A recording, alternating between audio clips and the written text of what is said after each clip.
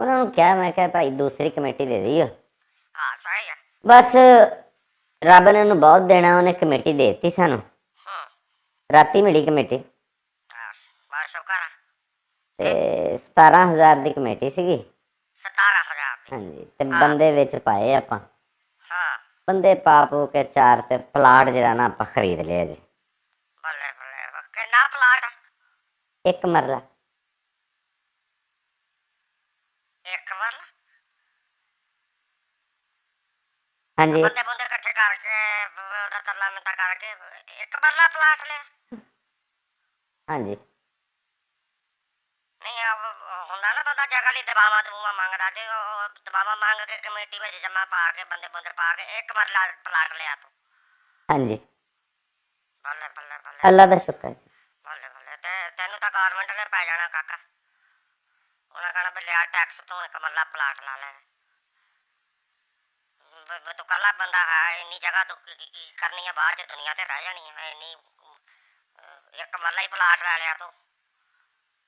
ਇੰਨੇ ਮੈਨੂੰ ਤਾਂ ਸਮਝ ਨਹੀਂ ਆਉਂਦੇ ਕੀ ਕਰਨਾ ਉਹਦਾ। ਬਾਗ ਲਾਉਣਾ,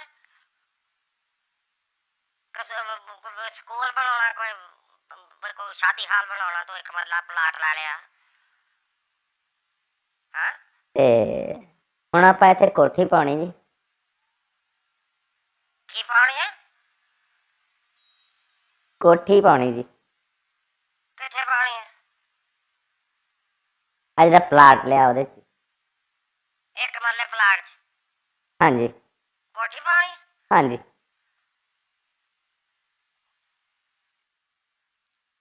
ਮੈਂ ਇੰਨੀਆਂ ਛਿੱਤਰਾਂ ਮਾਰਨਾ, ਮੈਂ ਤੇਰੇ ਸਿਰ ਤਾਲੂ ਤੇਰਾ ਨੀਵਾਂ ਕਰ ਦੇਣਾ, ਪਾਗਲ ਨਾ ਹੋਵੇ ਤਾਂ। ਕੀ ਹੋਇਆ ਚਾਚਾ ਜੀ? 1 ਮਰਲੇ ਪਲਾਟ ਦੇ ਵਿੱਚ ਤੂੰ ਕੋਠੀ ਪਾਉਣੀ ਆ? ਹਾਂਜੀ। ਤੇਰੀ ਮੱਤ ਵੱਜੀ ਆ।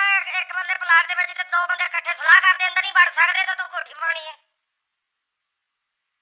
ਬਸ ਤੁਹਾਡੀਆਂ ਦੁਆਵਾਂ ਸੀਗੀਆਂ ਤੇ ਅੱਲਾ ਨੇ ਦੇ ਦਿੱਤਾ ਜੀ। 1 ਮਰਲਾ ਪਲਾਟ? ਹਾਂਜੀ। ਉਹ ਤਾਂ ਮੈਂ ਤੈਨੂੰ ਕੀ ਆਖਾਂ, ਚੱਲ ਪਲਾਟ ਤਾਂ ਤੇ 1 ਮਰਲਾ ਕਿਹੜੇ ਦੌਰ ਚ ਤੂੰ ਲੈ ਲਿਆ? ਕੀ ਭਾਅ ਉੱਥੇ ਜਗ੍ਹਾ ਜਿਹੜੀ ਆ? ਇਹ ਮਿਲਿਆ ਜੀ ਆਪਾਂ ਨੂੰ 24,000 ਦਾ ਮਰਲਾ। 24,000 ਦਾ ਮਰਲਾ? ਹਾਂਜੀ। ਕਿੱਦਾਂ ਦਾ ਪਲਾਟ? ਵੀ ਸਾਰੇ ਟੱਬਰ ਨੇ ਕੀ ਨੁੱਕਰ ਚ ਰਹਿਣਾ ਹੈ? ਕੋਠੀ ਕਿੱਦਾਂ ਪਾ ਲੈਣੀ ਆ 1 ਮਰਲੇ ਦੇ ਵਿੱਚ? ਯਾਰ ਤੇਰਾ ਦਿਮਾਗ ਨਹੀਂ ਕੰਮ ਕਰਦਾ? ਹਾਂ ਬਸ ਇਹ ਆ ਕਿ ਅਸੀਂ 6 ਭਰਾ ਹਾਂ ਜੀ। 6 ਭਰਾ? ਹਾਂਜੀ। ਤੇ ਪਲਾਟ 1 ਮਰਲਾ? ਹਾਂਜੀ। ਤੇ ਲਾਲਾ ਦਾ ਤੇਰੇ ਤੇ ਅੱਧੀ ਦਰਜਨ ਭਰਾ ਤੁਸੀਂ, ਤਾਂ ਪਲਾਟ 1 ਮਰਲਾ?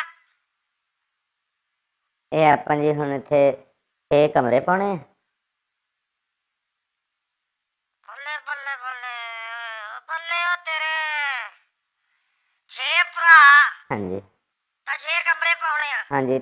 ਹਾਂਜੀ। ਕੀ ਤੁਸੀਂ ਵਾਰੀ ਵਾਰੀ ਸਿਰ ਰਹਿਣਾ ਵਿੱਚ ਇੱਕ ਬੰਦੇ ਨੇ? ਯਾਨੀ ਵੀ ਇੱਕ ਦਿਨ ਇੱਕ ਨੇ ਰਹਿ ਲਿਆ ਤੇ ਉਹ ਸਵੇਰੇ ਉਹਨੂੰ ਬੂਹਾ ਖੜਕਾ ਕੇ ਵੀ ਥੱਲੇ ਆ ਜਾ, ਹੁਣ ਮੇਰੀ ਵਾਰੀ। ਦਿਮਾਗ ਇਹਦਾ ਅਕਲ ਦਾ ਘਾਟਾ ਯਾਰ ਤੈਨੂੰ। ਤੇ ਇਹ ਆ ਕਿ ਜਿਹੜੇ ਵੱਡੇ ਭਾਜੀ ਨੇ ਨਾ ਸਾਡੇ ਜੀ, ਉਹਨਾਂ ਦੇ ਹੈਗੇ 3 ਵਿਆਹ। 3 ਵਿਆਹ? 3 ਬੁੱਢੀਆਂ ਨਾਲ ਹੀ? ਹਾਂਜੀ ਨਾਲ ਹੀ। ਉਹਨਾਂ ਦੇ ਕਮਰੇ ਵੱਖਰੇ ਵੱਖਰੇ ਬਣਾਉਣੇ ਪੈਣੇ। ਉਸ 1 ਮਰਲੇ ਚ? ਹਾਂਜੀ।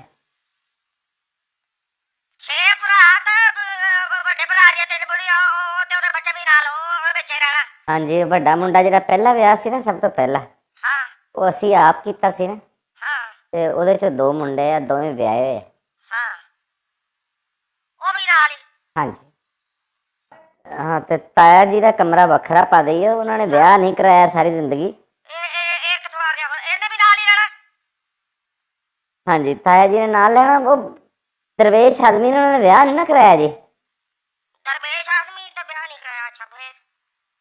ਉਹਨਾਂ ਵਾਸਤੇ ਕਮਰਾ ਜ਼ਰਾ ਖੁੱਲਾ ਬਣਾ ਦਈਏ। ਓਏ ਹੋਏ ਓਏ ਹੋਏ ਓਏ। ਇੰਨੇ ਜੀ ਤਾਂ 1 ਮਰਲਾ ਮਕਾਨ? ਤੁਸੀਂ ਬੰਦੇ ਆ ਕਿ ਕੀੜੀਆਂ ਵਾ? ਹੈ ਓਏ ਅੰਦਰ ਜਾਣਾ ਤੇ ਰਸ ਚੁੱਕ ਕੇ ਲੈ ਆਉਣਾ ਤੁਸੀਂ ਅੰਦਰੋਂ। ਤਾਂ ਫਿਰ ਤੈਨੂੰ ਹੋਰ ਤਾਂ ਸੱਦ ਲੈਣਾ ਸੀ ਕੋਈ ਮਹੱਲੇਦਾਰਾਂ ਨੂੰ, ਕਹਿਣਾ ਵਿਆਹ ਸ਼ਾਦੀ ਵੀ ਕਰ ਲਓ ਇੱਥੇ ਸਾਡੇ ਮਕਾਨ 'ਚ। ਕਮਾਲ ਕਮਾਲ ਕਰਦਾ। ਉਹ ਕਾਕਾ ਜਿੰਨੀ ਤੂੰ ਜਗ੍ਹਾ ਲਈ ਆ ਹਾਂਜੀ ਇਹਦਾ ਤੇ ਮਕਾਨ ਬਣਾਉਣ ਲਈ ਮੈਨੂੰ ਸਾਰਾ ਮਕਾਨ ਨਾ ਬੱਖੀ ਭਰ ਪੈ ਕੇ ਬਣਾਉਣਾ ਪੈਣਾ ਤੇ ਜਦੋਂ ਤੂੰ ਕਹਿੰਦਾ ਵਿੱਚ ਕਮਰਾ ਬਣਾਉਣਾ ਉਦੋਂ ਫਿਰ ਸਾਰਾ ਮਕਾਨ ਅੱਗੋਂ ਲੰਮਾ ਪੈ ਕੇ ਬਣਾਉਣਾ ਪੈਣਾ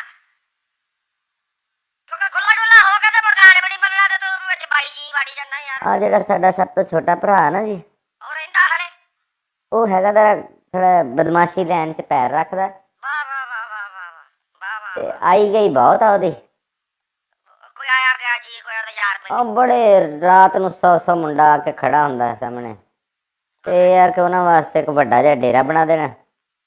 ਉੱਥੇ ਇੱਕ ਮਰਲੇ ਚ ਭਾਗਾ ਇੱਕ ਮਰਲੇ ਚ ਹਾਂਜੀ ਓਏ ਉਹ ਲਾਂਟਿਆ ਉਹ ਜਿੰਨੀ ਤੇਰੇ ਕੋਲ ਜਗ੍ਹਾ ਹੈ ਨਾ ਉਹਦੇ